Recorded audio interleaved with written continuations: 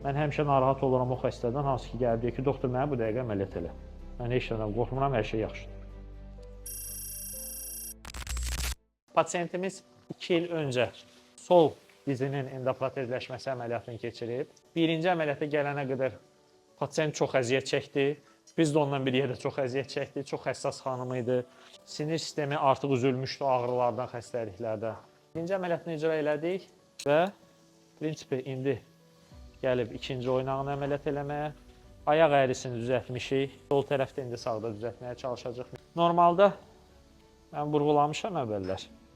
Bir pasiyent birinci əməliyyatına psixoloji çox hazırlaşır. Əməliyyatdan qorxur, çəkinir, ilk dəfədir. İstənilən halda əməliyyatdan çəkinməlidir insan. Mən həmişə narahat oluram o xəstədən, hansı ki gəlib deyir ki, doktor mənə bu dəqiqə əməliyyat elə. Mən heç nədən qorxmuram, hər şey yaxşıdır. Amma birinci tərəfin endoprotezləşməsini keçirən insan o oynağın rahatlığını görəndən sonra mütləq olaraq ikinci tərəfə gəlir. Əvvəl və axır. Normalda 3 aydan etibarən gəlirlər ki, o bir oynağımızı da əməliyyat elə. Yəni daha rahat qərarı verirlər.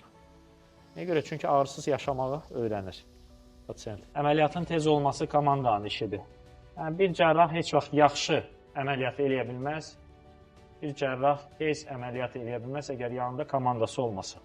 Gördüyünüz kimi biz bu əməliyyat zamanı bəzən biz əməliyyatın etapları haqqında danışmırıq. Yəni, hamı bilir nə etməlidir hər etapda. Hətta səssiz belə əməliyyat eləyə bilərik. Bizim diz əməliyyatımız mütləq ardıcıl, belə deyək, etaplardan ibarətdir. İnstrumentlər bizə burada çox yardımcı kömək olur. Məqsədimiz planlaşdırdığımızı, fikirləşdiyimizi dərəcə, millimetr hesabı ilə dəqiq eləməkdir. Biz endoprotezləşmə əməliyyatı zamanı yalnız sümükdə əməliyyat eləmirik də. Burada məsəl üçün bu pasiyentdə çoxlu iltihablı toxumalar var.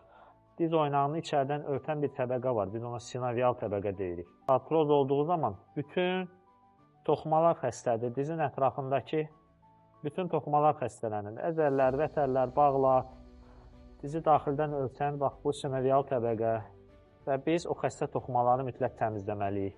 Qısalmış bağları korreksiya eləməliyik. Bir yekunda nəticə ala bilərik. Əlavə sümük çıxıntıları olur. Biz ona osteosit deyirik. Cəmaət ona duzlaşma deyir. Rengində göstərəcəm sizə onları. Mütləq olaraq onlar götürülür. Bax, bu sümük çıxıntılarıdır, görürsünüz? Bax, bunlar sümük çıxıntılarıdır. Bax, bunlar sümük çıxıntısıdır. Bizim el içində duzlaşma deyirik buna.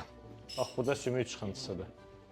Üstəlik, artroz, ayaq əyilibdir. Yəni, bax, bu sümük içəri baxır. Buradakı ara məsafəsi yoxdur. Burada görürsünüz, boşluq var. Burada yoxdur. Yəni, eyni boşluğu burada görməliydik. Yəni, bu 4-cü dərəcəli artrozdur. Və biz yaralı sümüyün üzərini işləyib, üzərinə elə bir qapaq taxırıq. Məntiq budur. Çox sağ olun.